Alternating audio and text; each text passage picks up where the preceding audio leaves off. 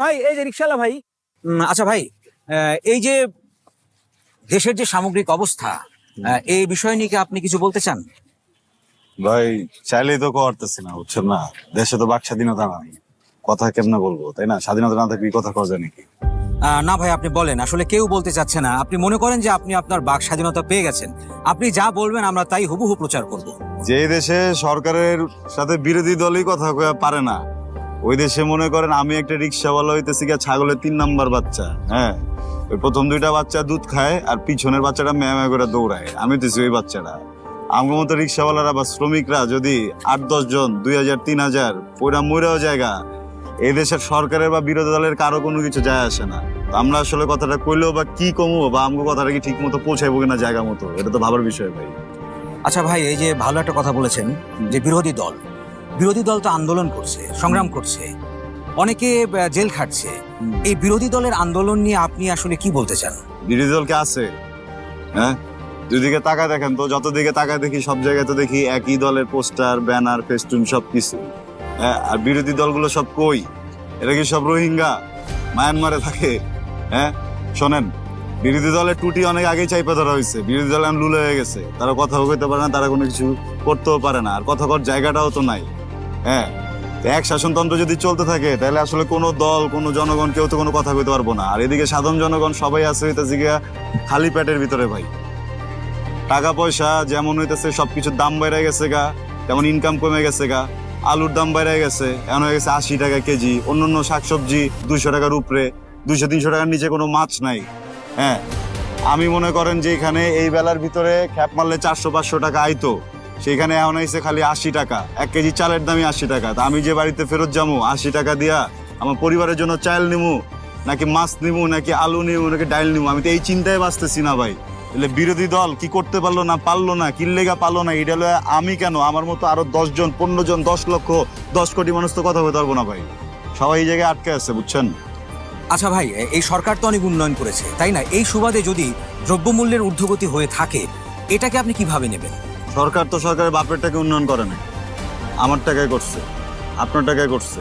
হ্যাঁ, কেউ কি কারো বাপের টাকা উন্নয়ন করছে? আমার আপনার টাকা দিয়ে দেশে উন্নয়ন হইতেছে, এটা নিয়ে তো আলাদাভাবে বলার কোনো কিছু নাই। উল্টা ঋণ বাড়তেছে দিন দিন। মনে করেন এই যে মেট্রো রেল হয়েছে, সেতু হয়েছে, পদ্মা সেতু হয়েছে, তারপরে এই যে এলিভেটেড এক্সপ্রেসওয়ে হয়েছে, এরকম কত সড়ক হয়েছে, যা কিছু হয়েছে সবকিছু তো আমার আর আপনার টাকা দিয়েই হয়েছে।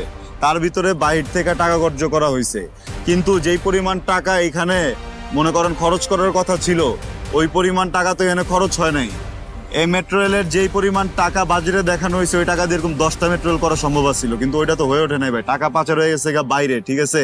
এতে কি হয়েছে, এই ঋণ যেটা আপনিও লন নাই, আমিও লই নাই, সেই ঋণের জন্য এখন খেসারত দিতে হইতেছে। মাথা পিছু সবার ঋণ হয়ে আছে কয়েক শত কোটি টাকা। আপনি ঋণ নিছেন, আমি ঋণ নিছি, কিন্তু এটা তো আমাকে দায়ভারের ভিতরে পড়ে গেছে গা ভাই। তাহলে এই উন্নয়ন নিয়ে আমি কেমনে করে কথা কমু বা কি কথা কমু?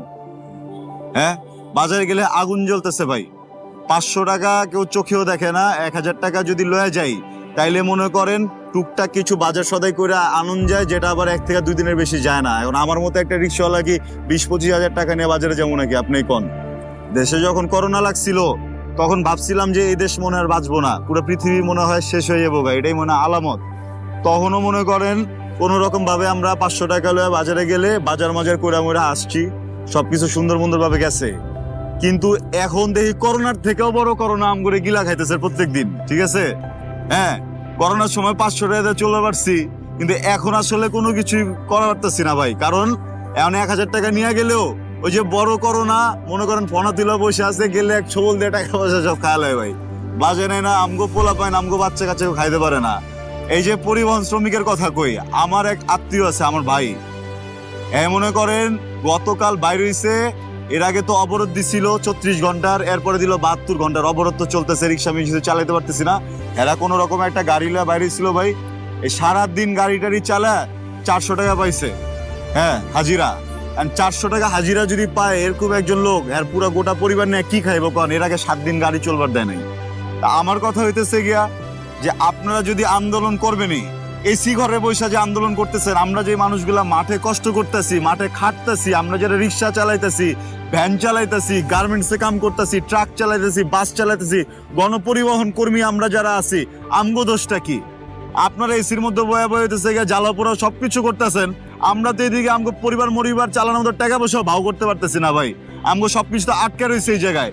জানের ভয়, সেই জানের ভয় দূর করে যদি রাস্তায় নামিও তারপরে তো যাইতে পারতেছি না ভাই।